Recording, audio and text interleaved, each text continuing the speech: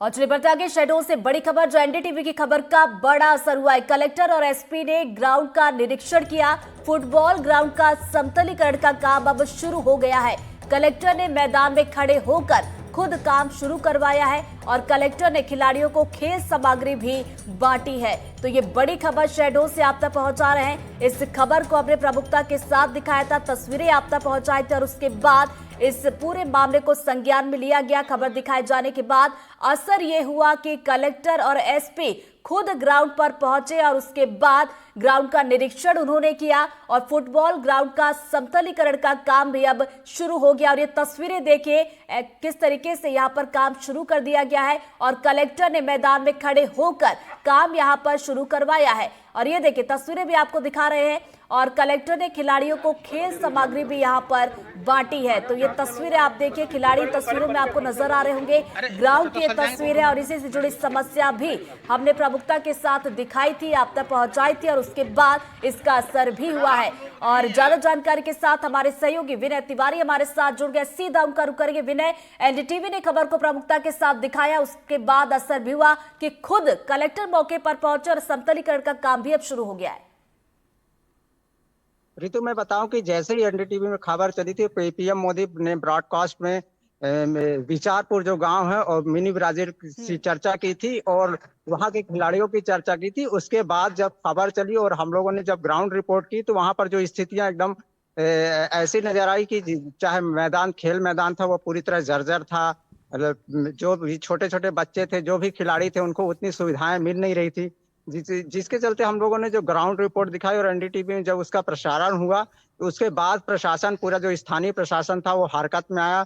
उसके दूसरे ही दिन शहडोल संभाग की commissioner Surabhi Gupta, IG Anurag Sharma, DIG और एसपी स्वयं ग्राउंड पहुंचे और घंटों जो खिलाड़ियों से थे उनसे चर्चा की और सारी जो बातें थी, चाहे वो ग्राउंड के संबंध में हो, चाहे वो वॉशरूम के संबंध में हो, जो बच्चियां खेलने आती थी उनके चेंजिंग रूम के संबंध में हो, वॉशरूम हो या अन्य जो सुविधाएं थी, उनका पूरी तरह निरीक्षण किया और उसके बाद खिलाड़ियों को आश्वासन दिया कि जल्द ही जल्द सारी सुविधाएं की जाएंगी। उसके बाद कल ही कलेक्टर केदार सिंह और एसपी रामजी श्रीवास्तव स्वयं पहुंचे और उन्होंने जो मैदान, सबसे बड़ी जो मुख्य समस्या थी, मैदान का जर्जर था, उसके मैदान का समतलीकरण का कार्य कलेक्टर ने स्वयं अपने सामने बुलडोजर चलवा के शुरुआत करवाई। और साथ ही जो भी बच्चे थे वहां पर, जितने भी खिलाड़ी आते हैं, लगभग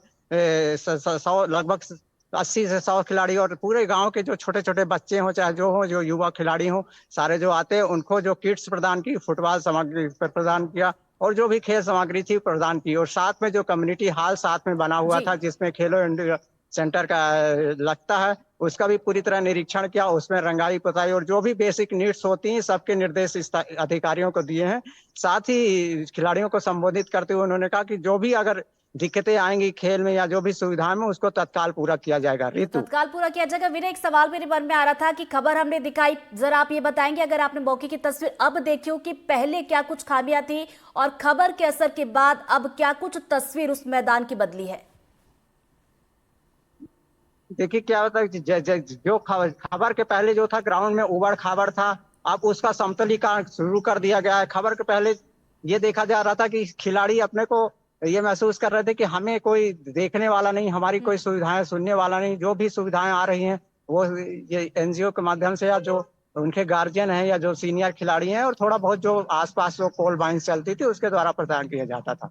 लेकिन जब पूरा अमला, संभाग का पूरा अमला, स्वयं commissioner, IG, collector, DIG, SP पहुंच गए, तो उनमें भी एक उत्साह आया कि जो हमारे खेल के प्रति प्रशासन भी सजग है और सुविधाओं के प्रति सजग है, जिससे उनमें एक अच्छा स्फूर्ति और उत्साह आया। और जब बच्चों को खेल सामग्री प्राप्त हुई तो वो बहुत खुश हुए और उनको ये लगा कि ये हमारे खेल के लिए, हमारे खेल के आगे बढ़ाने के लिए जो फुटबॉल है उसके लिए पूरा प्रशासन, पूरा जिला और पूरा जो सरकार है वो लगी। आपको मैं बता दूं कि ये जो ग्राउंड का जो समतलीकरण का कार्यकाल से शुरू किया गया है, ये चूंकि खेल एवं युवक कल्याण की तरफ से इसके प्रस्ताव लगातार पिछले 3 वर्षों से भेजे जा रहे थे कि इसके ग्राउंड का समतलीकरण हो, एक नया स्टेडियम या अच्छा बेहतर फुटबॉल ग्राउंड बन सके।